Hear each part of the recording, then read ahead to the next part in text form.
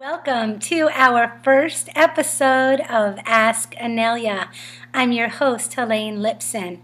For those of you not familiar with Inelia Benz, she's a teacher, a spiritual catalyst, and her mission is to raise the vibration of the planet. For over a month now, people have been writing in with all kinds of questions for Inelia Benz on a whole wide range of topics, from ascension to gun control to ETs and UFOs to meditation practices. If you're interested in asking Inelia a question that would be answered on our program, you can go to Inelia's website, www.ascension101.com. And now, here to unravel some of the mysteries of our existence, let's bring on Inelia Benz.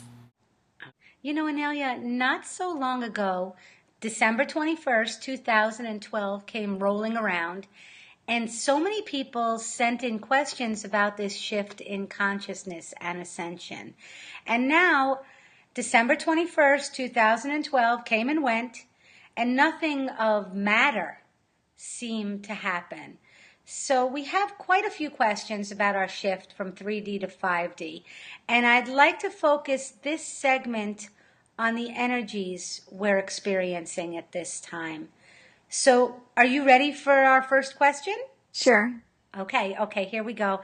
This is coming from Ula. And she just asks, she's straight to the point, what kind of changes can be expected after 12/21/2012? And she says, thank you, Inelia. Okay. Basically, what we have to look at here is what changes are happening inside of you. This whole media-driven shift of the ages was a very externalized type thing. And we could have created it as a collective because we create our own reality. We could have created something drastic or something really dramatic or something very from one day to the next type thing. But we didn't.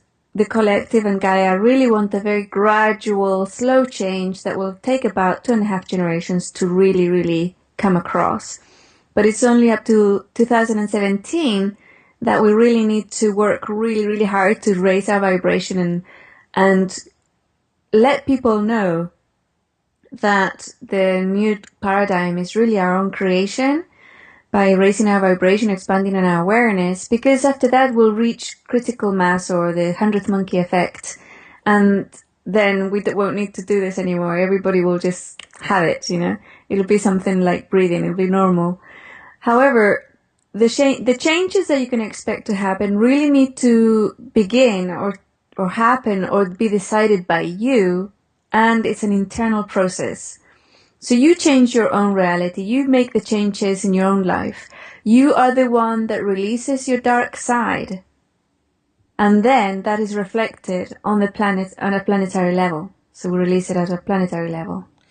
So it's very interesting that you explain this way. Our next question was from somebody named Lori Martin. And she asked this question, why is your work done in 2017? And so the reason is, again, that is when this information, about ascension would have reached critical mass in 2017. Yes, absolutely. I'd be basically out of a job. My being a spokesperson for this message will no longer be necessary, so I can go and do some other things. Yeah. Wonderful. Now, Lori Martin also asked another question, and so because that just matched up, here's Lori Martin's question. She says, I have another question for Inelia. It is in regards to our physical body as we continue evolving in the new paradigm. Will our physical bodies begin to age differently? For example, as we evolve into healthier eating habits, healthier ways of managing stress, living in more harmony and light, and many more tools for managing our emotions, I would imagine our physical body will age stronger and maintain vibrance longer. Is this true?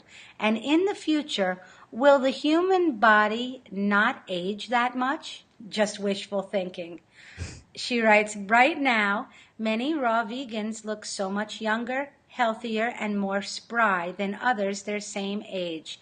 And is that just based on diet and exercise? Yeah, it's actually not so much diet, but toxins. People who go raw vegan really are eliminating a lot of toxins out of their diets. Now, that doesn't mean that that's the only way to go.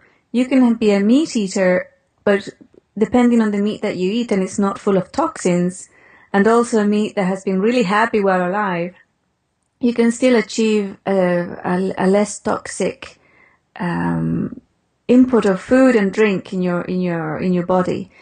And yeah, it's like rest, hydrate with I use distilled water, and lower all of your toxins out of your diet. That will have a tremendous effect in your own appearance and the way in which your body reacts to the linear time. As we move out of linear time, of course, our appearance will change and we won't age as much. I'm coming up to 47 years old, but when people look at me in real life, they think I'm a lot younger. Yeah. And, I have, all of my life, I have gone into meditative states, so meditation is very important. I also identified a program that ages us. And funnily enough, because about 6 years ago, I looked like I was, still in my 18 years old. And it was very embarrassing when I was walking around, with my husband, and they would say, does your dad want blah, blah, and he's like 3 or 4 years, I can't remember, but he's my age, and it's like, oh my goodness. So I thought of identify the gene or the program. It's a program that we have in our field that was injected in there. Our lifespan naturally should be a lot longer. And I activated it. So I got a few gray hairs and wrinkles, and I changed my mind. I don't know, probably vanity or something, I don't know. But I changed my mind. And also like the feeling of not being as energetic. I think that's what really did it. And then when I went back to reverse it, it was really, really hard. So I totally understand. Once that program takes hold, it's really hard to reverse it and to go back and reverse the age process. But it is possible. I have seen it. And not only that, and not just with age, but your physical body can also change appearance and shape with regards to your expansion of awareness and you raising your vibration, because once you raise your vibration, you become less solid and your environment becomes less solid also. Wow. Wow. How do we activate this program? I want to do this. Well, you have to deactivate the aging program, right? Deactivate that one. So you scan your body and see, where is it? Where is this program? It's a very deep genetic level. And you look for it and say, okay, you're no longer useful, so thank you for your service and bye-bye. Wow. That was interesting. Thank you so much. And now we're going to move on to the next question. And again, thank you, Lori Martin, for your question. Our next question is from Andrea. And this is a little switching gears, but still talking about shift in consciousness. It says, hi, dear Inelia. How do you see the role of Africa in the upcoming shift of consciousness? I know it's important, and I have friends who are deeply involved in energy work in Africa. I know that the pyramids have a lot of a very important role in South Africa and many areas of Africa too. There's a lot of wisdom and knowing there that has been suppressed terribly by our shadow self through war and elimination of peoples. But me personally, I don't actually work. My work is not aimed or concentrated in Africa, so I don't have a lot of information and I don't really know how it's going to evolve. My focus has been very aimed at Europe and the Americas, all of the Americas, North, Central and South America. So I really don't have much of a focus there, or Eastern Europe, or the Middle East, or Africa. So yeah, I couldn't really answer that fully for you. I'm sorry. Thank you. Okay, this is coming from Larry, and he asks, will there be a physical shift of the earth from 3D to 4D, or will it merely be a shift in consciousness? Will anyone notice that it has happened, or will it simply be done with hardly anyone noticing a change? That is a really deep question. Well, you see, the physical reality is our creation. So for us to move into a more subtle dimension of physicality, it really has to come from inside outward. Many individuals have already achieved this. They already live in a very pliable, less dense, light-filled reality right here with us. And it's up to us to catch up on that. Gaia has already moved dimensions. She's already in what we might call the fifth dimension, or heaven, or the new paradigm, or whatever it is that we want to call it, the fourth dimension, or whatever. And she's just there in that reality construct, and she's saying, come on, become aware of me here and come and join me. The hardest part for us to shift is our physical bodies. Our physical bodies are elementals. They're not us, but we have created them, and they are part of us. So it's like a very interesting relationship. We cannot exist on the physical reality without our physical body, or a physical body, and they cannot exist here either without our energy infusing them with animation and subtlety, right? So basically, it is our physical bodies which are made of what we might call 3D matter. And Gaia's babies are our physical bodies. So our physical bodies, because they're elementals, they're more like cats and dogs, like more basic, very pure. And they need baby steps. So the person's soul, or what might be considered the spirit, even if that person has made the shift, it doesn't necessarily mean their physical body has made the shift. But we have heard many times in history and we still hear about this, and it's something one of my pet projects, teleportation, for example, is a pulling away from the illusion that the physical world is solid and we are stuck in a location in time-space with our physical body, and shifting into a reality where we know that it's pliable and it's all there at the same time, so we can move like reality or the physicality from one viewpoint to another, bringing with us, or at a physical level. So our physical body appears to be in another location, right? So yeah, it's very much to do with an expansion of awareness, raising our own vibration, making the physical body more subtle and less solid. Wow, that's intense. Very. So now I have another question along those lines. This is from Patricia. I feel I have chosen the new paradigm of light and love. But it is occasionally, in the same scenarios, challenged again and again by the dark side. Does it mean we cannot choose the new paradigm permanently, and we have to stay alert to all those triggers which pull us back into the old paradigm? Or is the choice for the new paradigm permanent, in which case it's just me not applying all the exercises properly? And of course she says, many thanks for answering my questions.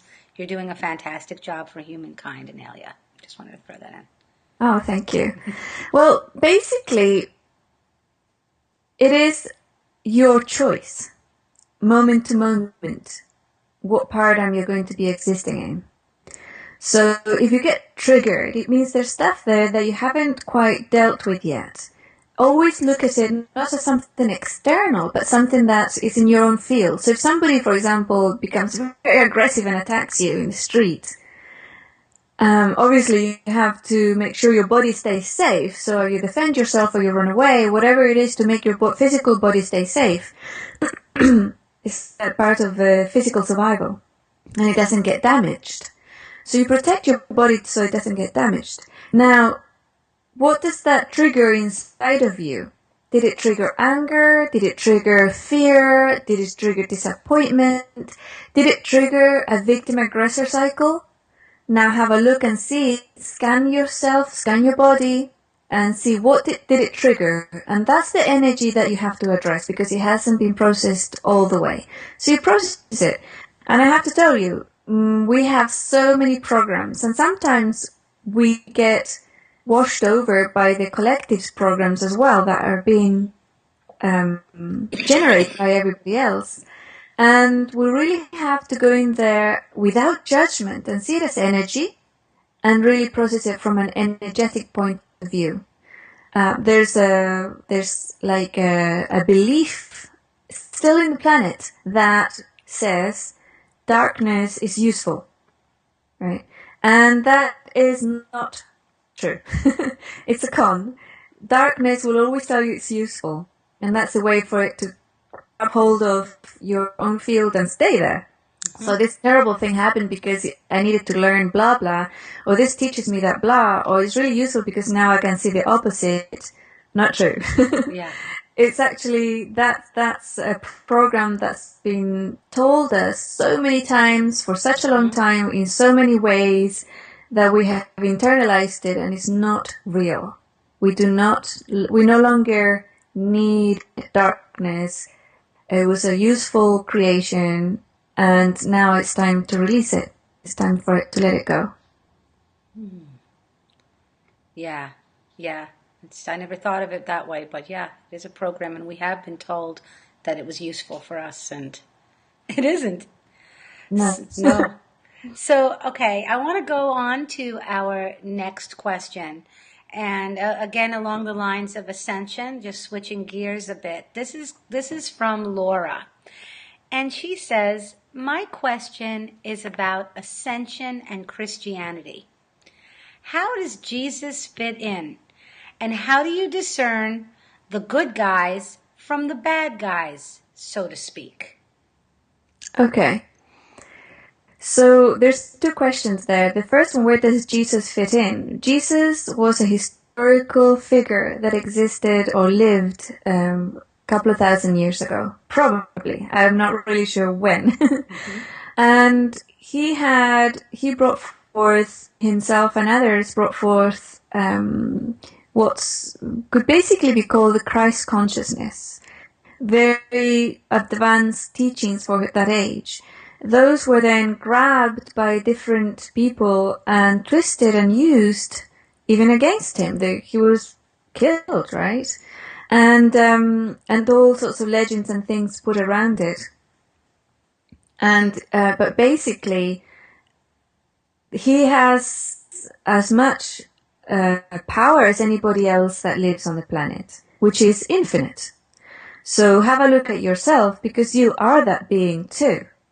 Right? You are Jesus Christ. You are everybody who's alive on the planet today, and everybody who's ever lived on this planet, ever, and in every other planet.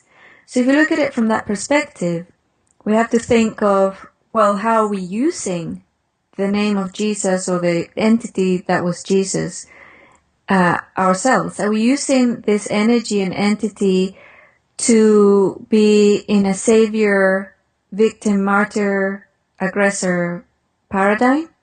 Are we expected for this being to come in and do everything for us, to save us, as it were? Or are we willing to see the being as a guide and perhaps learn from what he went through and what he has to say with regards to shifting our own negativity and moving into that divine space of being source on earth? Now, what was the second part of the question? I can't The recall. second part of the question was, how do you discern the good guys from the bad guys, so to speak? Okay, so really there aren't any good or bad guys. There's just different experiences, right? But I understand what you mean, like the shadow, the light, the good, the bad, the cabal, the light workers, this type of duality of light dark. How do you discern them from each other? Well, one of them is based on fear. So they will promote fear and they will teach fear and they will generate fear inside people. And the other is core essence, that's light love, basically. There's no fear there. So that's how I would discern which camp, as it were, each person or each side of us, even ourselves inside of us, which side we have, or on the planet, which people have which. Based on how different people make you feel. What they're projecting. Because even if somebody's projecting fear, that doesn't necessarily mean that's what you feel, right? So that it's not they're not making you feel anything. They're just projecting something, and it's up to you to decide then how you're going to react or to that, right? Mm-hmm. Well, along those lines, then, we have a question from someone named Joa. And they say, once on the Avalon Forum, you mentioned that Lucifer has left the building. He did not like the higher frequencies of the New Age. How are the other angels doing, like Aramen? Did the chaos left by Lucifer regain its new order? Okay, the saying that I said, basically, yeah, the main boss, as it were, of our shadow self, the one that we invited him to have a light dark experience, left the planet because it was extremely uncomfortable for him to exist here now, as we raised the planetary vibration and the collective vibration, something that's happening every day. And the same thing's happening with any other being of darkness. But they are fighting really hard because it's survival. It's really about survival for them. And the only way they can have a grasp on us as individuals and as a collective is to continue having that belief that they're useful, or that they serve, or that they provide, some sort of experience or teaching. Now they don't. They just provide density and darkness and fear. That's all they provide. So I'm not really sure how the other angels are doing because I don't have any contact with them. So basically, I suppose you could ask them yourself, how are you doing? And see what response comes through. Interesting. And again, the questions are just flowing because the next question is about finding your spiritual masters and talking to your spirit guides. So let me read this question from Jennifer. Jennifer says, I heard some people say they received messages and are guided by spiritual masters or light beings. How do I know who my spiritual master is, and how can I find them? Okay. Basically, we are all expressions of one being. Okay, we are all one. So those spiritual masters, guides, angels, and entourage, they're all us. We're higher selves, different vibrations or different tints of color of ourselves. Just like in humanity, we're all us. But just like we exist in an illusion of separation where we are different people, these beings are also different or can be perceived as different entities. Now, when you decide whom should be your master, you're already moving on giving away your power. Because you're saying, I want to be guided and told what to do by a higher vibrational being. And you're opening yourself up to a lot of possible manipulation and all sorts of other things. So I would say for you to be open to the possibility that you are your own master. And then any information you receive, whether it's from spiritual beings, whom you might consider as high vibrational, or other type of beings or other human beings, really discern that for yourself. Scan it and see, does this resonate to me as true and useful or not, right? And then you have to be really pure and impeccable in that, because sometimes, again, the other bit can come in saying, well, it is useful if you break your leg, because then you can take time off work, and that's what you really need. You need to rest, right? So, but what's it doing? It's giving you pain, it's lowering your vibration, it's making you not able to do, which is not useful in any way or form. So really be discernful of what's happening, what information you're receiving. Become your own sovereign. And sometimes you can pull in information from people that you feel know more than you. Look, for example, I was making Christmas dinner a few years ago. I'd never done it before. I didn't know, I'd never cooked a turkey before, never done steamed vegetables or anything. So I pulled in guides and angels who were expert cooks. And I can tell they told me what to do moment by moment. From 10 o'clock in the morning, now you have to do this, and then you have to do that, and I'll put this here, add a bit of that there, add this spice here. And we had the most wonderful Christmas dinner ever. You'd think I was an expert chef, which I'm not. So yeah, we can pull that in, but then we dismiss them, right? We say, okay, thank you very much. That was very useful. Bye. Mm-hmm. So, I mean, if you need help with your career, if you need help on your certain, for example, you're a lawyer, and or you want to become a lawyer, then pull forth a light being that was or is a lawyer in his or her essence to guide you. And once you're done with that, say thank you and dismiss them. So, Inelia, is the process just as simple as that? As simple as asking? Oh, absolutely, yes. For anyone? Anyone. And then the discernment comes in, right? You have to really discern yourself. Interesting. Inelia, we're running out of time, so I wanted to ask you if there's any last-minute message you have for our listeners about this shift in consciousness and ascension. Yeah. Basically, it's the same one that I've been talking about. And it's that the fifth dimension, the new paradigm, the fourth dimension, heaven on earth, or whatever it is that you want to call it, this shift that we're all experiencing, that we all have that knowing of, it's something that we create. It comes from the inside out. It's not something that's outside. It's not a place. It's not a location. It's our creation. And we start today. We start right away with our becoming very aware of our intention behind words, actions, and our life, and how we express ourselves in every level. So that would be it, I think. Well, thank you. And thank you to all of our listeners for tuning in to Ask Inelia. We'll see you soon. Have a beautiful day.